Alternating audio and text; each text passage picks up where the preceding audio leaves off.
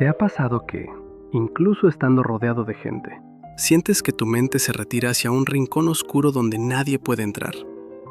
No es solo que no quieras hablar. Es que sientes que el mundo exterior es demasiado ruidoso, demasiado superficial, y que el único lugar seguro es el laberinto de tus propios pensamientos. A veces estás en una cena familiar, en una salida con amigos o incluso en el trabajo, y de repente, una persiana baja dentro de ti. Escuchas las voces, ves los gestos, pero es como si estuvieras viendo una pecera desde afuera. Estás ahí, pero no estás. Esa sensación de estar en una habitación llena de personas y sentirte a kilómetros de distancia tiene un nombre, y entenderlo es la clave para dejar de sentirte vacío. La psicología llama a esto ensimismamiento. Es ese estado donde una persona se dobla hacia adentro, como si estuviera protegiendo un núcleo herido que ya no aguanta más presión. Hoy, en Disonancia Cognitiva, vamos a descubrir qué hay realmente detrás de esa necesidad de desaparecer. Porque la soledad puede ser una medicina necesaria para el alma, pero el ensimismamiento suele ser el síntoma de algo que se rompió en el camino. Vamos a desglosar las 4 razones profundas de este encierro, especialmente la última, que es la trampa mental más común y peligrosa en la que todos caemos sin darnos cuenta. Razón número 1. El agotamiento de la batería emocional. Imagina que cada interacción social, por pequeña que sea, requiere una moneda de energía.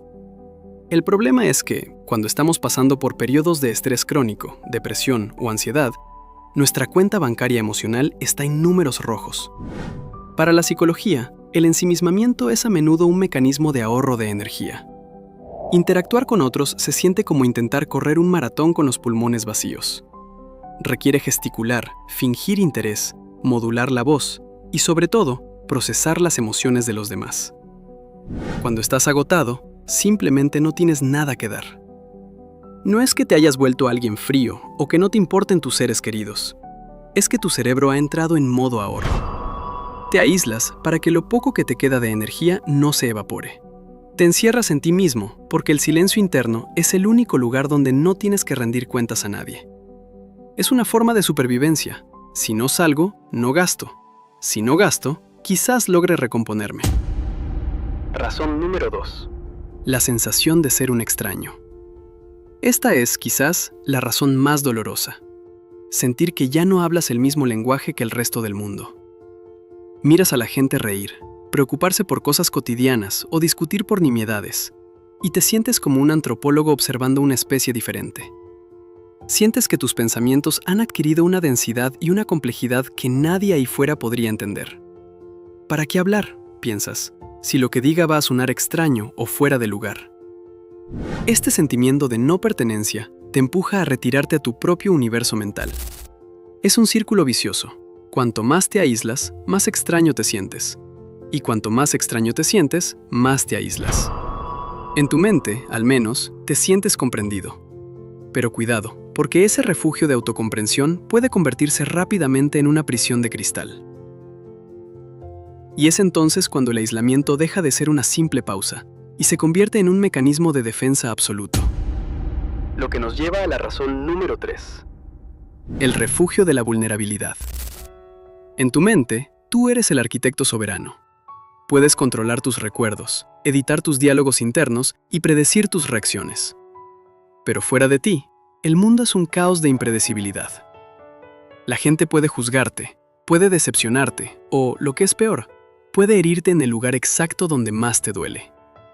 El ensimismamiento es el castillo mental de quienes temen ser vistos como realmente son. Si te muestras, eres frágil. Si te escondes, eres invulnerable. Es una forma de protección muy primitiva. Si nadie me ve, nadie puede tocar mis heridas. Prefieres la seguridad de tu introspección, aunque sea solitaria, antes que el riesgo de la conexión real. El problema es que, al cerrar la puerta para que no entre el dolor, también has bloqueado la entrada al consuelo. Es que a veces me quedo en blanco y me pongo de mal humor.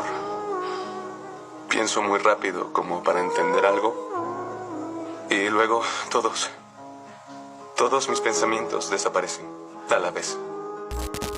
Razón número 4. El rompecabezas del trauma no resuelto.